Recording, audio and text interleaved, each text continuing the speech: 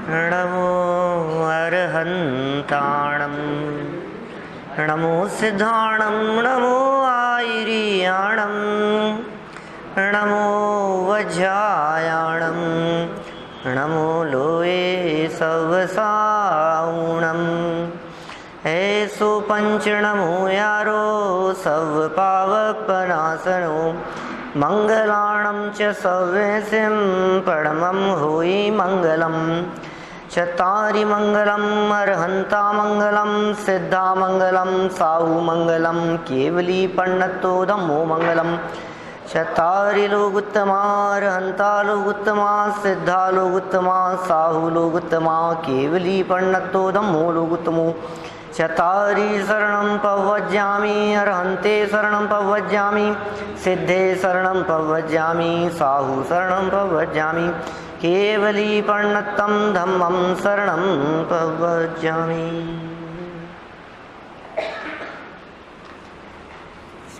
बालबोध पाठमाला भाग 1 के आधार से चर्चा पूरी करने के उपरांत आज भाग 2 में भी दूसरे पाठ के संदर्भ में अपनी चर्चा चल रही है। इस पाठ का मूल नाम है 5 पाप वाला ये पाठ है। पाप किसे कहते हैं? पाप की परिभाषा अभी तक इन्होंने यहाँ नहीं बतलाई है, लेकिन पाठ में आए हुए सूत्रात्मक सिद्धांत वाक्य 10 नंबर पेज पर दिए गए हैं और उसमें पाप की परिभाषा को बतलाया है। दुख का कारण बुरा कार्य ही पाप है। ये याद रखना, पाप किसे कहेंगे? जो दुख का कारण हो, जो बुरा कार्य हो, वो पाप है। जो दुख का कारण होगा वो सब बुरा कार्य है और वो सब पाप है। और पापों की चर्चा करते हुए यहाँ ये कहा गया कि लोभ पाप का बाप है और मिथ्यात्व पाप का दादा है। सबसे बड़ा पाप यदि कोई है तो उस पाप का नाम है मिथ्यात्व। मिथ्यात्व सबसे बड़ा पाप है।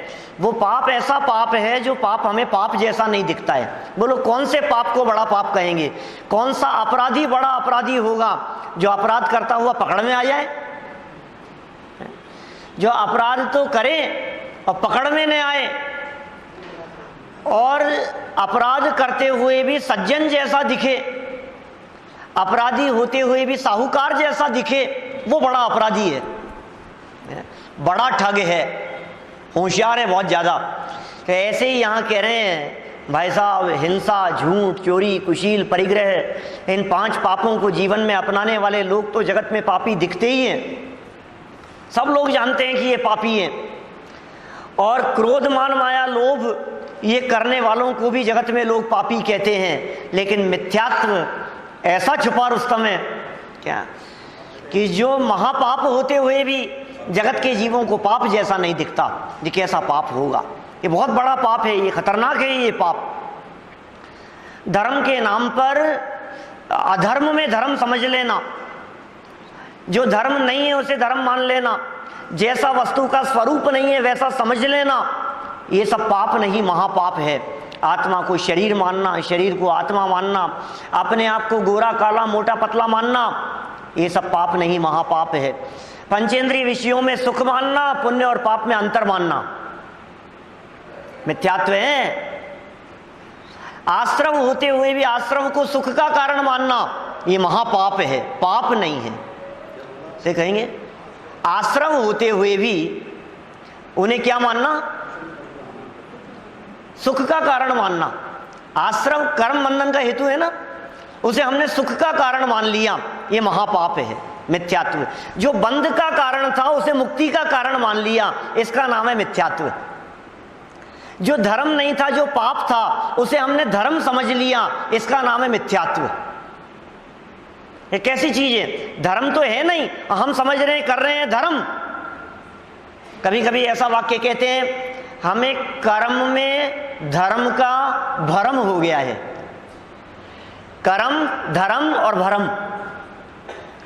कर रहे हैं कर्म, मानते हैं धर्म, ये हो गया है भ्रम। क्या इसका नाम भ्रम है भाई। इस मिथ्यात्व नामक महापाप के रहते हुए यह जीव मुक्ति के मार्ग में प्रवेश नहीं कर पाता। सप्त विषय नहीं, वो ग्रहिक मिथ्यात्व की बात कही है ना। अभी देखिए यहाँ पे इस मिथ्यात्व के वशीभूत होकर यह जीव लोभ करता है, और लोभ पाप को बाप का बखाना, लोभ को पाप का बाप कहा गया है।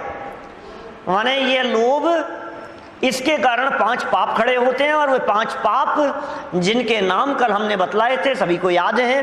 हिंसा, झूठ, चोरी, कुशील और परिग्रह। जिसमें हिंसा 2 प्रकार की, सभी पाप 2 प्रकार के समझना, द्रव्य और भाव। एक द्रव्य रूप और दूसरा भाव रूप। द्रव्य रूप जो पाप होंगे वे होंगे क्रियात्मक, शारीरिक क्रिया और वचनात्मक क्रिया, बस ये जो भी होंगे वो होंगे द्रव्य पाप। और भाव पाप होंगे वो होंगे मानसिक, मन में होंगे, विचारों में होंगे। तो द्रव्य पाप से तो ये जीव बहुत हद तक बचा हुआ है। इसलिए जैन दर्शन अकेले द्रव्य पाप की बात नहीं करता, जैन दर्शन भाव पाप की बात करता है। आप देखिए, यदि इन 5 पापों को, द्रव्य पाप को ही पाप माना जाए, तो जैन दर्शन और दूसरे धर्मों में फर्क क्या रहेगा। टीवी के ऊपर जितने संत महात्मा आस्था चैनल पर, साधना चैनल पर, है ना, सब चैनलों के ऊपर बोलते हैं, उनमें से कोई भी ऐसा नहीं होगा, चाहे वो हिंदू हो, चाहे मुसलमान हो, चाहे किसी भी धर्म संप्रदाय को मानने वाले हो, कोई भी व्यक्ति ये नहीं कहेगा हिंसा करना चाहिए, झूठ बोलना चाहिए, चोरी करना चाहिए, कुशील व्यभिचार कर, कोई नहीं कहेगा। इसका मतलब दुनिया के सब धर्म दर्शन हिंसा, झूठ, चोरी आदि को सबको बुरा कहते हैं और इनको छोड़ने की बात करते हैं। तो जैन धर्म भी यही कहता है। इसलिए कई लोग ये कहने लगते हैं सब धर्म समान है साहब, सब में एक ही उपदेश है, झूठ मत बोलो, चोरी मत करो, सब धर्म यही बात करते हैं। आप किसी के भी उपदेश सुन लो, सबके उपदेश ये अच्छे लगेंगे आपको। तो क्या फर्क है, जैन दर्शन की क्या विशेषता है कि जैन दर्शन पाप को नहीं, पाप की अम्मा को पकड़ता है। हमारे जैन दर्शन बाहर में होने वाले पाप को तो पकड़ता ही है, लेकिन कहता है ये नहीं, असली चीज तो वो है जहां ये पैदा हुआ है। पाप पैदा मन में होता है, प्रकट बाहर में दिखाई देता है। बाहरी पाप को सारा जगत पाप कहता है, लेकिन अंदर में उत्पन्न होने वाले पाप पर लगाम कसने की बात जैन दर्शन कहता है। इसलिए द्रव्य हिंसा, सिर्फ बाहर में प्राणों का घात होना, उसका नाम द्रव्य हिंसा नहीं है। भाव हिंसा होगी तो द्रव्य हिंसा कहलाएगी। देखो, बहुत प्रसिद्ध कथन है, अनेक बार हम लोग चर्चा करते हैं। उमा स्वामी आचार्य ने तत्वार सूत्र में जहां हिंसा की परिभाषा बतलाई, वहां उन्होंने हिंसा की परिभाषा बतलाते हुए कहा प्रमत्त योगात प्राण व्यप्रोपणम हिंसा। क्या कहा साहब? प्रमत्त योगात प्राण व्यप्रोपणम हिंसा। प्रमाद का योग यदि होगा तो फिर किसी भी जीव के प्राणों का घात हिंसा कहलाएगा, और प्रमाद नहीं है तो हिंसा नहीं है। हम लोग इधर उधर देख करके चलते हैं, कभी कभी तो ठोकर खा जाते हैं। ठोकर खाने का मतलब जानते हैं आप?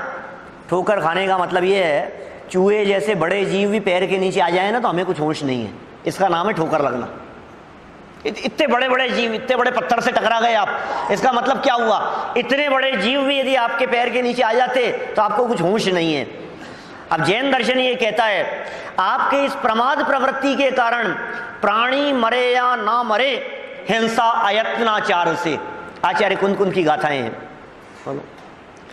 मरे चाहे नहीं मरे, आपकी जो अयत्नाचार प्रवृत्ति है, आपकी जो असावधानी प्रवृत्ति है, उससे हिंसा है। और दूसरी तरफ ऐसा कथन किया गया, कदाचित आपके चलते हुए कोई जीव आकर के मर जाए।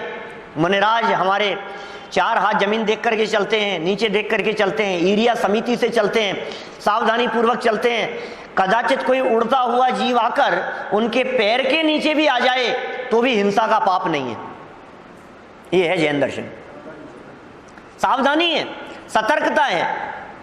किसी की आयु पूरी हो ही गई, कोई जीव पैर के नीचे भी आ गया तो मुनिराज को हिंसा का पाप नहीं है। देख कर चल रहे हैं, 4 हाथ जमीन देख कर चल रहे हैं। और हम जैसे लोग, समझो आप सर ऊंचा उठा करके चलें, इधर उधर करते हुए चलें, बातें करते हुए चलें, हंसी मजाक करते हुए चलें, तो भाई साहब आपको तो हिंसा का पाप लगना ही है, आपको तो सावधानी नहीं है। नीचे चींटियों का झुंड भी हो और पांव रख दें तो आपके क्या फर्क पड़ता है। इसलिए हिंसा का संबंध किससे है? प्रमाद से है, परिणामों से है, क्रिया से नहीं है। जैन दर्शन क्रिया को नहीं परिणामों को पकड़ता है, ये जैन दर्शन की यूनिक विशेषता है। और उन परिणामों के पीछे भी अंदर छिपा हुआ अभिप्राय क्या है, क्या वो तो हम लोगों को पकड़ने ही नहीं आता क्या। उस अभिप्राय से धर्म और पाप का संबंध है। अभिप्राय का खोट है वो मिथ्यात्व है, और अभिप्राय की सम्यकता है वो सम्यक दर्शन है। हिंसा की बहुत बातें की थी हमने कल, बहुत ज़्यादा लंबाईमान नहीं करना चाहता, लेकिन फिर भी इतना अवश्य कहूँगा कि जब हिंसा और अहिंसा की चर्चा चलती है तो कई लोग इस तरह के मनगढ़ंत प्रसंग रखते हैं सामने। एक साधु महात्मा बैठे हुए हैं और एक व्यक्ति ने जाकर के उनसे पूछा, हाथ में चिड़िया ले गया और पूछा, बोलो ये जिंदा है या मरी हुई है। मुनिराज क्या कहेंगे? सत्य महाव्रत के धनी है मुनिराज, उनको झूठा सिद्ध करने के लिए ये योजना है हमारी। आप यदि कहेंगे जिंदा है तो हाथ में है ना, मुट्ठी में, मरी हुई दिखाएंगे। और आप यदि ये कहेंगे कि मरी हुई है तो हम उड़ा देंगे, जिंदा है। बोलो मुनिराज क्या कहेंगे? हैं? मरी हुई बता देंगे जिससे उड़ जाएगी। देखो इसमें हिंसा से तो बचे, लेकिन झूठ नाम का पाप तो लगेगा क्या। भाई साहब सुनो मेरी बात, मुनिराज किसी के गुलाम नहीं है क्या। किसी को जवाब देना ये हमारा काम नहीं है। जचेगी तो जवाब देंगे और नहीं जचेगी तो नहीं देंगे, और तुम जैसे मूर्खों को तो बिल्कुल जवाब नहीं देंगे। क्यों देंगे जवाब? हम बंधे हैं, बंधन है हमारे ऊपर, आप बांध दोगे हमारे को। लोग ऐसे उदाहरण देते हैं, गाय दौड़ती हुई चली जा रही थी और शिकारी उसके पीछे दौड़ रहा था। एक चौराहे पर गाय पूर्व दिशा की तरफ घूम गई, राइट घूम गई, और वहां बैठे हुए मुनिराज से शिकारी ने पूछा किधर गई है, तो मुनिराज पूर्व की जगह पश्चिम बता देंगे। ऐसा क्योंकि अहिंसा है ना साहब, जीव को बचाने के लिए। अरे नहीं भाई, अहिंसा का पालन करने के लिए, माने हिंसा से बचने के लिए झूठ नामक पाप थोड़ी ना करेंगे। पाप तो पांचों है ना। हिंसा यदि पाप है तो झूठ भी तो पाप है। कौन सा पाप बड़ा है और कौन सा? अरे बड़े छोटे का क्या सवाल है, पांचों पाप है। मौन रहेंगे, नहीं बोलेंगे, अपने ध्यान में रहेंगे कि तुम्हें मार दूंगा, कि मारे तो मार दे भैया, उपसर्ग समझ करके ध्यान मग्न रहेंगे, कुछ नहीं है। आयु शेष होगी तो उसके परिणाम बदल जाएंगे, ऐसा है। इतनी दृढ़ता होती है। ये किसका नाम? हिंसा और अहिंसा, ठीक है ना। अंदर से होगी हिंसा और अहिंसा। झूठ, सावधान रहे, छोटी छोटी सी बातों में झूठ फरेब हमारे माध्यम से चलता है। बिना मतलब की बातों में ही झूठ बोलना नहीं पड़े उसके पहले से झूठ बोलने की प्लानिंग शुरू हो जाती है। आज प्रवचन में नहीं आए, कल आएंगे तो रास्ते में ही सोचते हुए आएंगे कि यार पूछ लेंगे क्यों नहीं आए थे, ऐसा कह दूंगा, ऐसा कर लूंगा। पूछा ही नहीं, कोई प्रसंग ही नहीं है, और मन में योजना बन रही है झूठ बोलने के बारे में। क्या आप झूठ बोलने का पाप क्यों बांध रहे हो? जो होगा सो हो जाएगा, जो पूछेंगे जो जवाब दे देना, उसमें क्या फर्क पड़ता है। छोटी छोटी सी बातों में, घर गृहस्थी की बातों में झूठ नहीं बोलेंगे हम। झूठ बोलना पाप है। छोटे छोटे से बच्चे कहते हैं झूठ बोलना पाप है, घर के नीचे सांप है। चोरी तीसरे नंबर का पाप। द्रव्य हिंसा और भाव हिंसा दोनों की परिभाषाएं भी हो गई थी ना। किसी जीव को मारना, सताना, उसका दिल दुखाना भी द्रव्य हिंसा के अंतर्गत। और भाव हिंसा में आत्मा में उत्पन्न होने वाले मोह राग द्वेष, ये द्रव्य हिंसा और भाव हिंसा हो गई। द्रव्य झूठ और भाव झूठ। द्रव्य झूठ तो तब होगा जब वचन से झूठ बोलेंगे, और भाव झूठ कौन सा था? जो रास्ते भर मन में चल रहा था, वो भाव झूठ है। तो जैन दर्शन कहता है भाव झूठ होगा तो द्रव्य झूठ बोलने के चांस है। द्रव्य झूठ बोला गया है तो भाव झूठ बोला ही गया होगा, मन में चल ही रहा होगा। अब कहते हैं भावों से झूठ नहीं बोले तो द्रव्य झूठ भी नहीं बोला जाएगा। इसका मतलब भावों पे कंट्रोल होता है तो द्रव्य पे कंट्रोल होता है। ठीक है सर। अब चोरी किसे कहें? बहुत सुंदर परिभाषा दी है, बोलो बेटा। क्या चीज? हिंसा के अंतर्गत आ गया ना। किसी भी प्रकार से दिल दुखा वो हिंसा है। हमारे झूठ बोलने से किसी का दिल दुखा तो वो हिंसा है। हमारे चोरी करने से किसी का दिल दुखा तो हिंसा है, उसको पीड़ा पहुंची ना, इसका नाम हिंसा है। अब चोरी की क्या व्याख्या है, बहुत बारीक व्याख्याएं हैं। हम तो चोरी को चोरी समझते हैं, जो बड़े चोर होते हैं हम उस चोरी को चोरी समझते हैं जिसे पुलिस पकड़ करके ले जाए। किसी का पेन ले जाए तो पुलिस पकड़, अरे यार क्या मूर्ख है क्या, जबरदस्ती कंप्लेन कर दी। एक पेन ले गया 2 रुपए का, उसके चक्कर में कंप्लेन लिखाने आया है उसे कोई चोरी ही नहीं समझता है। पेन लेने को कोई चोरी नहीं समझता है, किताब लेने को कोई चोरी नहीं समझता है, 2, 5, 10 रुपए की चोरी को कोई चोरी नहीं समझता है। यहां चोरी की क्या व्याख्या कर रहे हैं, देखो आप पेज नंबर 8 नंबर पेज पर नीचे से तीसरी लाइन, किसी दूसरे की वस्तु को चुरा लेना ही चोरी है। ये बच्चा कह रहा है, बालक कह रहा है किसी दूसरे की वस्तु को चुरा लेना ही चोरी है ना। पिता कहते हैं हाँ। अब परिभाषा सुनो, किसी की पड़ी हुई, भूली हुई, रखी हुई वस्तु को बिना उसकी आज्ञा लिए उठा लेना या उठाकर किसी को दे देना तो चोरी है ही। क्या, ये द्रव्य चोरी की परिभाषा हुई। परंतु यदि पर वस्तु का ग्रहण भी ना हो परंतु ग्रहण करने का भाव ही हो तो वह भाव भी चोरी है। ये भाव चोरी। चोरी की 2 परिभाषाएं हो गई, किसी व्यक्ति की पड़ी हुई, रखी हुई, भूली हुई वस्तु को उठा लेना। पड़ी हुई वस्तु को उठा लेना चोरी है, रखी हुई वस्तु को उठा लेना चोरी है, भूली हुई वस्तु को उठा लेना चोरी है, उठा करके किसी और को दे देना भी चोरी है। क्या, यहां कोई व्यक्ति मोबाइल भूल गया और आप उसे उठा करके ले गए, उठा करके किसी और को दे दिया, और आपने तो उठा के किसी और को दे दिया कि कल आएंगे तो दे दूंगा। अरे वो तो 15 मिनट में आएगा दौड़ता हुआ। बोलो, जिसका मोबाइल छूटा है वो कितनी देर में आएगा यहां लेने के लिए? तुरंत आएगा ना, तुरंत भागता हुआ आएगा। आपने सोचा कि कल दे देंगे जी, क्या हो गया, उन्हीं का है, हमें पता है। चोरी का पाप लग रहा है, सामने वाले का दिल दुख रहा है, हिंसा का पाप लग रहा है। आप मत उठाएं। अच्छा चलो मैं आपसे एक बात कहता हूं, रोड पर चल रहे हैं, 1000 का नोट तो नहीं कहूंगा, बंद हो गए, 2000 का नोट पड़ा है रोड पर कहीं और आपकी निगाह उस पर पड़ी, बोलो उठाना कि नहीं उठाना? मैं तो बताऊंगा ही, क्या, मैं तो बताने के लिए ही बैठा हूं भाई। इसीलिए तो कहा है ना, लोभ पाप का बाप है। लोभ होता है तो चोरी घड़ी होती है, लोभ होता है तो हिंसा होती है। कई तरह के लोभ हैं, लोभ भी एक नहीं है। आगे जब पाठ आएगा ना कषाय वाला, तो हम लोभ के कई प्रकारों की चर्चा करेंगे। 10 लक्षण आदि पर्वों पे करते ही हैं। उठाना कि नहीं उठाना, बोलो कि साहब, कई लोग कहते हैं हम नहीं उठाएंगे तो कोई दूसरा उठा लेगा और हम तो ऐसा भी कर सकते हैं कि उठा तो लेंगे, गौरव जी, उठा लेंगे, उठा के मंदिर में डाल देंगे। क्या, ये तो कर सकते हैं ना, उठा करके किसी गरीब को दे देंगे। नहीं भाई, जैन दर्शन इसकी अनुमति नहीं देता। जैन दर्शन इस बात की अनुमति नहीं देता कि आप सड़क पर पड़ी हुई किसी भी वस्तु को उठाएं। यहां तो नोट की बात कही है, कोई भी वस्तु हो आप उस वस्तु को नहीं उठाएं कि साहब हम नहीं उठाएंगे तो दूसरा, अरे दूसरा चोर नहीं हो जाए इसलिए चोरी का इल्जाम मैं अपने माथे पर ले लूं, ये समझदारी का काम तो नहीं है। दूसरा व्यक्ति चोर नहीं बन जाए इसलिए मैं, अरे क्या कर रहे हो आप? जो उठाएगा उसे चोरी का पाप लगेगा। और मंदिर में डाल देना, ये तो समझदारी का काम ही नहीं है। तुम तो धर्मात्मा बनना चाहते हो, मंदिर में डाल करके पुण्य कमाना चाहते हो। अरे अपनी जेब से निकालो ना, 2000 का नोट डालना है तो है? किसी के पड़े हुए को उठा करके तुमने मंदिर में डाल दिया और तुम सोच रहे हमने दान दे दी। अजी नहीं साहब, मंदिर में रसीद कटा लेंगे कि किसके नाम से अपने नाम से। तुम्हारा था क्या वो?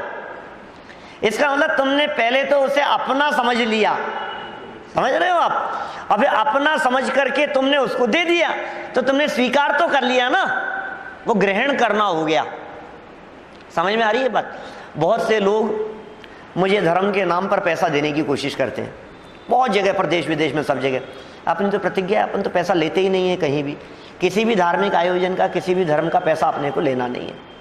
तो लोग ये कहते हैं कि आप ले लो पंडित जी, फिर आप इसको धर्म में लगा देना। क्या? मैंने कहा भाई साहब ये काम अपने से नहीं होगा, तुम्हें जहाँ धर्म में लगाना है वहाँ तुम लगाओ। क्या? और हम ये ले कह करके और तुम्हारे इस युक्ति के आधार पर उसे ले नहीं सकते हैं कि इसे धर्म में लगा देंगे। हाँ, यदि तुम ये कहो कि इस जगह पर जमा करा देना तो हम जरूर ले लेंगे और उस जगह पर जमा करा करके रसीद आपको भेज देंगे। लेकिन ये काम नहीं हो सकता है कि आप रख लो, आपके जचे जहां लगा देना। जचे जहां लगा देना इसका मतलब क्या हुआ कि पहले तो आपने उसको ले लिया, ग्रहण कर लिया, और फिर उसके बाद में आपने उसको अपने नाम से दान दे दिया। तो दान का पुण्य भी कमाना चाहते हो और लेना भी चाहते हो, तो ये काम हमसे नहीं होगा। भाई साहब, हमारे यहाँ भारतीय संस्कृति में ऐसे ऐसे महापुरुषों का उल्लेख है जिनका जीवन देखो तो गजब दिखता है हमारे को। हमारे चोरों की सहयोग करने वाले बनारसी दास जी, 400 साल पहले की घटना। जरूरतमंद होगा कोई बात नहीं, घर में चोरी करने के लिए आए चोर, अनाज की बोरियां उठा करके ले जा रहे थे घर से। यही चोरियां हुआ करती थी 400-500 साल पहले। बोरियां उठा करके ले जा रहे थे, 4 चोर थे, दीवार फांग करके आए और एक ने दूसरे का सहयोग किया और तीन को चौथे ने सहयोग किया। एक एक सहयोग करके बोरियां उठा करके ले गए। चौथा था, उससे उठा नहीं जा रहा था। क्या? तो बनारसी दास जी ने खुद ने उसका सहयोग कर दिया। ऐसे ऐसे तो उदाहरण मिलते हैं। पता है वो चोर, सारे चोर दूसरे दिन गेहूं की बोरियां दोबारा लौटाने के लिए आए उनके घर पर। क्या? सच्ची घटना है, आत्मकथा में लिखी है। हिंदी साहित्य की सबसे पहली आत्मकथा है, सबसे पहली आत्मकथा, जिन्होंने अपने बारे में बिल्कुल सच्ची बातें जितनी भी थी, अच्छी और बुरी, अपने लाइफ की जो जो घटनाएं अपने साथ में घटी है, अपने मन में क्या खोटा भाव आ गया, मैंने क्या पाप किया, मेरे मन में क्या क्या घटनाएं घटी, मैंने कैसे गलत काम किए और क्या अच्छे काम किए, फिर मैं कैसे सुधरा, सारी बातों को उन्होंने बहुत अच्छे ढंग से 400 साल पहले बनारसी दास जी ने। अकबर के साथ में शतरंज खेलते थे। क्या? बनारसी दास जी अकबर के साथ में शतरंज खेलते थे, चेस खेलते थे, दोस्तों में थे। 400-450 साल पुरानी बात होगी और क्या। वही 1600 से लेकर के 2000, बस वही तो कह रहे हैं, लगभग इतने ही काल पुरानी बात है। आप सोचिए कैसे कैसे महापुरुष हुए हैं। चाणक्य, ये 400 साल पहले की बात कर रहा हूं, चाणक्य 2000 साल पहले, इतिहास में पढ़ो आप उसकी घटनाएं। चंद्रगुप्त का गुरु था चाणक्य। कौटिल्य कहलाता है, इतिहास में उसे कौटिल्य के नाम से जानते हैं चाणक्य को। कौटिल्य का अर्थशास्त्र वो बहुत प्रसिद्ध है, चाणक्य नीति जगत में प्रसिद्ध है। घर में बैठ करके काम कर रहे थे,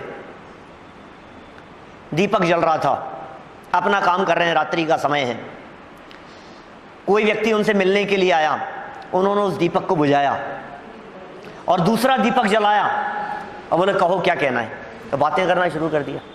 सामने आए हुए व्यक्ति ने पूछा कि साहब गजब हो गया, एक दीपक को आपने बुझाया और दूसरे दीपक को आपने जलाया, कुछ रात समझ में नहीं आया क्या बात है? कि तुम्हारे आने के पहले मैं सरकारी काम कर रहा था और जो दीपक जल रहा था वो सरकारी खर्च के तेल से जल रहा था। क्या? अब तुम आए हो तो व्यक्तिगत चर्चा करोगे, घर गृहस्थी की चर्चा करोगे, आपसी बातें होगी, सरकारी काम नहीं होगा। तो अपनी तनख्वाह से, अपने खर्चे से लाया हुआ जो तेल है वो दीपक मैंने जलाया है।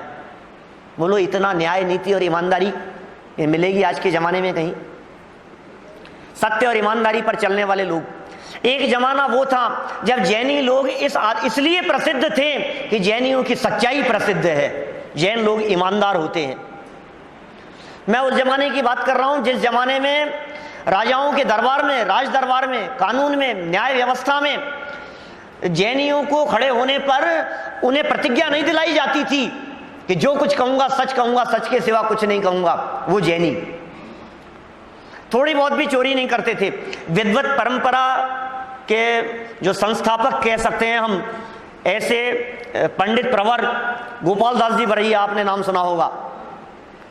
गोपाल दास जी बरैया ट्रेन में सफर कर रहे थे, मुरैना से मुंबई जा रहे थे और रास्ते में सफर करते हुए उन्हें पता नहीं था उनके बेटे की उम्र, उसी दिन जन्मदिन था जब ट्रेन में सफर कर रहे थे, 3 वर्ष का हो गया।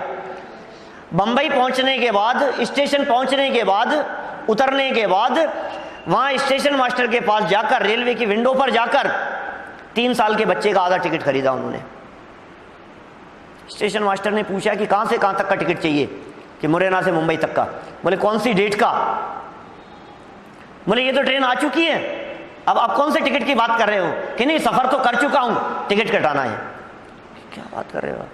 3 साल के बच्चे का हाफ टिकट?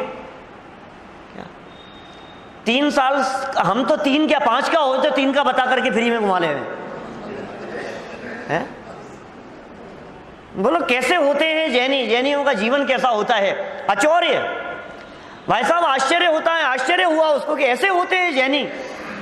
आज 3 साल का हुआ और आज आप उसका टिकट ले रहे हो और सफर करने के बाद में टिकट ले रहे हो जिसमें आपको कोई टोकने वाला नहीं है। कि जैनत्व की पहचान है ईमानदारी, सच्चाई, न्याय, नीति, नीति के अनुसार चलेंगे हम, ये जैन धर्म कहता है। अचौर्य, पड़ी हुई नहीं, भूली हुई नहीं। और हम तो कहां कहां किस किस जगह पर चोरी नहीं होती है। ऑफिस की चीजों को तो अपनी चीज समझते हैं, हम अपने घर का सामान समझते हैं।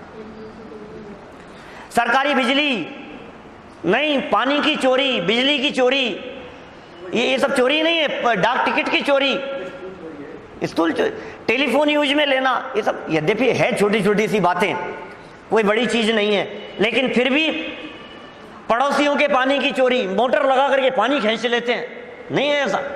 बाहर से लाइन जा रही है, क्या सरकारी लाइन जा रही है, मंदिर का ही कार्यक्रम है साहब, अपना तो मंदिर का ही है, और लगाया तार डाला और मंदिर का है साहब, कौन कौन खर्च करेगा, मंदिर का बिल आएगा, बचा लिया हमने।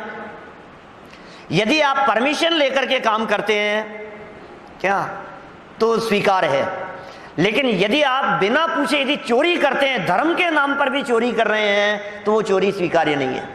क्या कि साहब हमने लिए अपने लिए थोड़ी ने की है, समाज के लिए की है, मंदिर के लिए की है, आयोजन के लिए की है, पंच कल्याणक के लिए की है, विधान के लिए की है। नहीं भाई साहब, चोरी तो चोरी है। क्या करने वाले को पाप तो लगेगा, भुगतना तो पड़ेगा उसे, उस चोरी का पाप लगेगा। इस प्रकृति में सब जगह पर न्याय है, अन्याय कहीं नहीं है। जगत में आपको कितना भी अन्याय दिखाई देवे, लेकिन ये न्याय है, ये प्राकृतिक न्याय है। ये जगत में सजा मिले चाहे ना मिले, लेकिन कर्म ये नहीं बख्शते हैं। यहां अन्याय नहीं होता है, प्राकृतिक व्यवस्था है, ऑटोमेटिक कर्म बंधते हैं। यहां उधार नहीं है, आज आपने अपराध किया और पकड़ने के लिए बाद में आएंगे, ऐसा नहीं है। यहां तो तत्काल है, तुरंत है, तुरंत कर्म बंधते हैं। उठाना नहीं, किसी की वस्तु को उठा करके किसी और को देना नहीं। समझ में आ रही है बात? किसी की पड़ी हुई, रखी हुई, भूली हुई वस्तु को, हाँ आपके परिचित हैं, आपके जानकार हैं, आप उनकी वस्तु को ले जा रहे हैं, आपके मन में देने का भाव है, उन तक सूचना पहुंचा रहे हैं, आप उठा करके किसी ऐसे व्यक्ति को दे रहे हैं कि मंदिर वो दौड़ते हुए आएंगे, कोई दूसरा नहीं ले जाए, आप मंदिर वाले को दे जाएं कि साहब वो आएंगे यहाँ पूछते हुए, और हो सकता है आपसे पूछेंगे, ऊपर नहीं दिखेगा तो आप उनको दे देना, ये काम हो सकता है। ठीक है ना? ये कौन सी चोरी की बात कही हमने? द्रव्य चोरी की बात कही। और भाव चोरी किसका नाम है? ले लूं क्या यार, बहुत अच्छी लग रही है, इनका तो ध्यान नहीं है, क्या उठा लूं क्या, ले लेता हूं, ये भाव चोरी है। कल ही तो कहा था मैंने ये वाक्य, पिताजी हमेशा कहते हैं जो ताले होते हैं वो साहूकारों के लिए होते हैं, चोरों के लिए नहीं होते। क्या चोर तो ताले तोड़ करके चोरी करते हैं भाई साहब, साहूकार व्यक्ति को ताला खुला देखकर, तिजोरी खुली देखकर लेने का भाव नहीं आ जाए, उसके लिए ताला लगाते। हाँ, वस्तु नहीं हो तो भी चोरी का भाव तो हो ही सकता है ना। अरे कभी कभी तो ऐसा, बाजार लुट रहे हैं, दुकानें लुट रही हैं, और लोग न मालूम क्या क्या ले आए, और तुम वहां नहीं थे। तुम सोचते हो यार काश उस समय 15 मिनट पहले ही निकला था वहां से, थोड़ी देर और रुक जाता तो कुछ अपने भी हाथ लग जाता। को पाप बांध रहे हो, काय को पाप बांध रहे हो? क्या परिणामों को संभालो, परिणामों को सुधारो भाई अपने। क्या अच्छा हुआ मैं वहां नहीं था, मुझे मौका ही नहीं मिला। क्यों, काय का मौका चाहिए तुझे? चोरी करने का, चोरी करने का परिणाम है अंदर से बदल जाए भाई साहब, उसका नाम है जैन धर्म। जीवन बदल जाता है, जैन धर्म जिसके जीवन में उतरता है। जो जीवन को जो आमूलचूल परिवर्तित कर देवे, उसका नाम जैन धर्म है। जीवन बदले बिना नहीं रहे, जीवन में बात उतरे और जीवन बदले नहीं, ऐसा कैसे होगा? बात समझ में आ जाए और जीवन में नहीं उतरे, ऐसा कैसे होगा? सावधानी की बात है, सावधानी आपकी, सुरक्षा भी आपकी, ठीक है ना। देखो क्या कह रहे हैं यहां, चोरी हो गया, कुशील की तरफ बढ़े, ज्यादा रुकेंगे तो फिर बहुत धीरे धीरे हो जाएगा, पूरा करेंगे ना इस पाठ को, ठीक है। पर ये कुशील क्या भला है?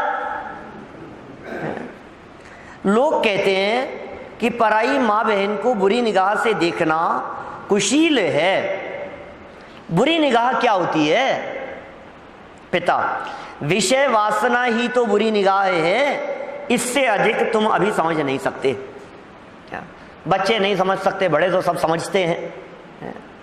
हमारे चित्त में देखो, किसी माँ बहन को अपनी पत्नी के अतिरिक्त किसी की माँ हो, बहन हो, पुत्री हो, उनको बुरी निगाह से देखना, गलत निगाह से देखना, खोटी दृष्टि से देखना, छेड़ना, ये सब द्रव्य कुशील है, द्रव्य कुशील के अंतर्गत आता है। यहां तक कि छूना भी, क्या ये आजकल तो गले लगना और हाथ मिलाना और क्या क्या, आज जमाना कितना बदल गया है, क्या बहुत मॉडर्न हो गए हैं सब।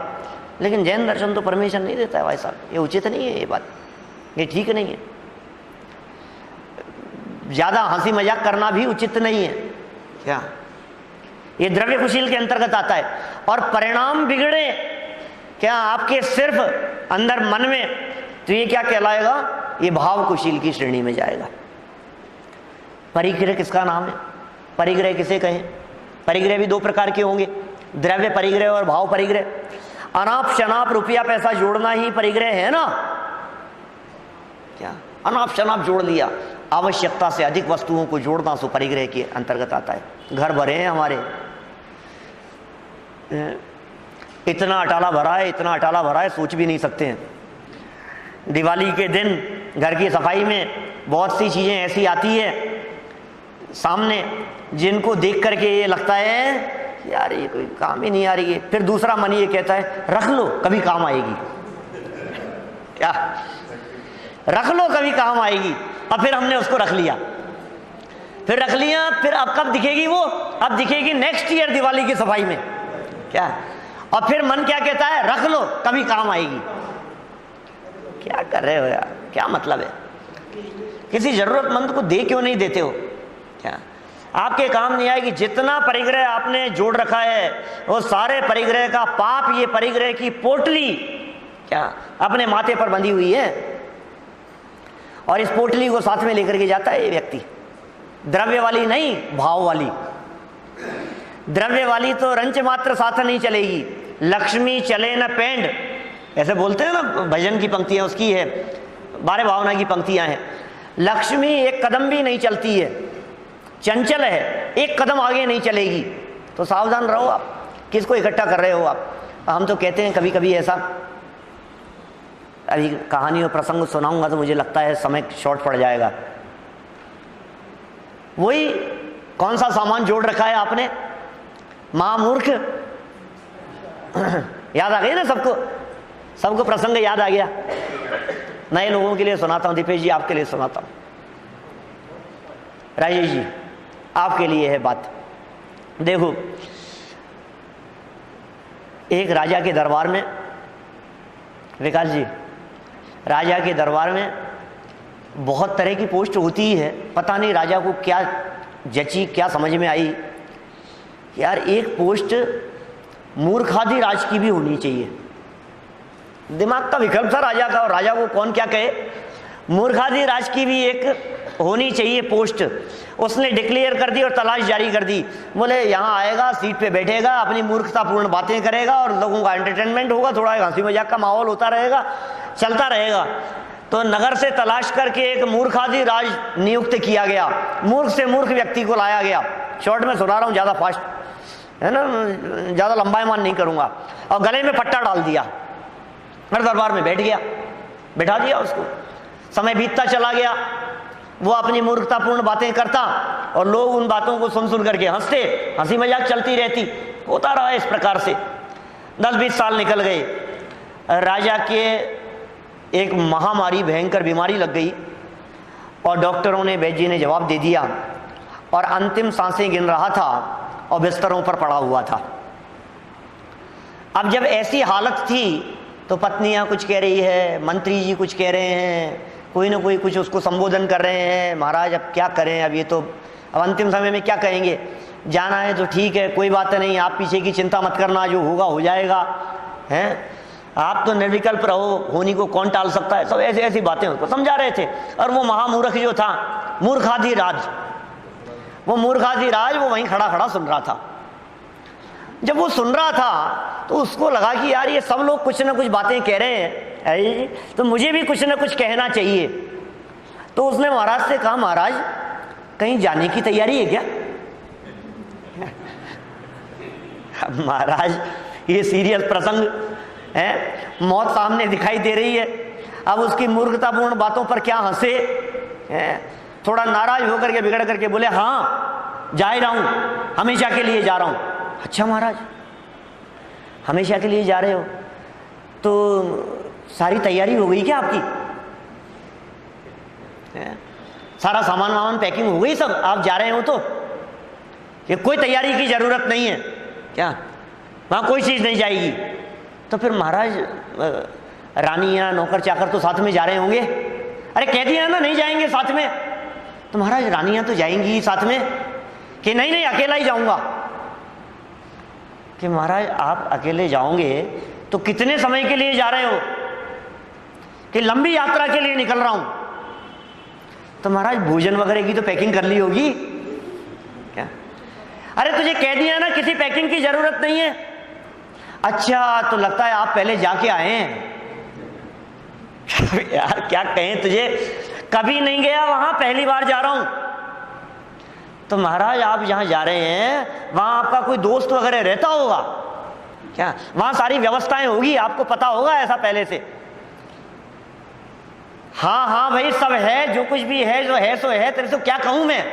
कि महाराज कोई पैकिंग की जरूरत नहीं है, आपको पता है, कुछ भी ले जाने की जरूरत नहीं है, आपको पता है। कि हाँ पता है मेरे को, कोई चीज साथ जाती ही नहीं है, वहां कुछ ले जाया ही नहीं जाता है। कि महाराज आपको कब से पता है? कब से पता है आपको? क्या? कि पता है बहुत पहले से? नहीं फिर भी कब से पता है? कि बचपन से पता है हमारे को। तो क्या? अच्छा महाराज उसने अपने गले से जो पट्टा पहना हुआ था मूर्खाधिराज का वो उतारा और महाराज के गले में डाला, उनके ऊपर पहनाया। तो कहा महाराज मैं तो मूर्खाधिराज था, आप तो महामूर्खाधिराज हैं। सब पूरी सभा स्तब्ध रह गई, जो लोग खड़े थे कि क्या कह रहा है, महामूर्खाधिराज कह रहा है। राजा तो समझ गया था। आप लोग समझे कि नहीं समझे? मैं भी समझ गया। क्या समझ में आया? कि अरे जिस संपत्ति को, जिस वैभव को, जिस सामग्री को साथ में ले जाने की व्यवस्था नहीं थी, उसको जीवन भर जोड़ जोड़ करके क्यों अपना समय बर्बाद किया? जिस चीज को ले जाने की व्यवस्था ही नहीं थी, पूरा जीवन उन चीजों को जोड़ने में लगा दिया। मैं कहता हूं इसी संदर्भ में, फ्लाइट से सफर करते हैं, सभी लोग करते हैं, आजकल तो जमाना ही ऐसा है। आप कौन सी वस्तुएं हैंड बैग में ले जाते हैं? जिनको ले जाने की परमिशन नहीं है वो कैंची रखते हैं उसमें, एप्पल मंगाने के लिए चक्कू रखते हैं उसमें,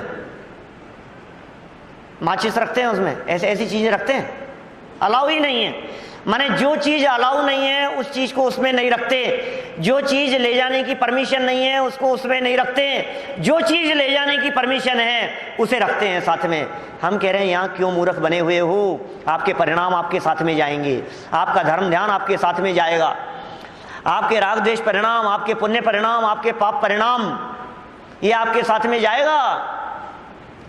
काहे माया के चक्कर में खेले खेल, चलो तो या में बैठ चले। बोलो क्या कहिए इसके ऊपर की दो लाइनें?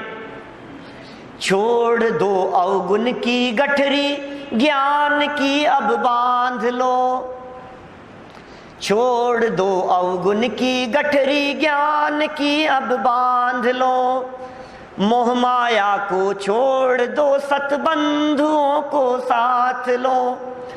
काहे माया के चक्कर में खेले खेल, चलो तो जामे बैठ चले। किसमें? जा रही रेजा मोक्षपुरी की रेल, चलो तो जामे बैठ चले। चलो, चोरी के संदर्भ में बात हुई, अनाप शनाप पैसा जोड़ने के संदर्भ में बात हुई, ये द्रव्य परिग्रह था।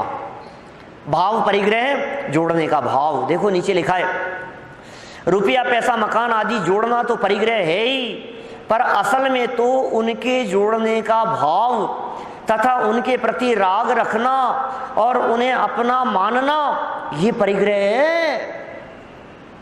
उन्हें अपना मानना परिग्रह है भाई साहब। इस प्रकार की उल्टी मान्यता को मिथ्यात्व कहते हैं? मिथ्यात्व परिग्रह।